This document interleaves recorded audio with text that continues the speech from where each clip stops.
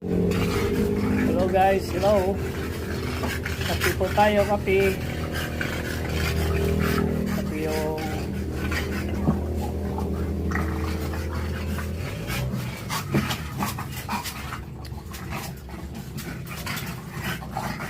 kasi na pwede bumaba, malakas yung ulan. Kaya dito lang muna sila sa labas, sa taas. Hanggang misa lang muna. Uno! Pag bumaba,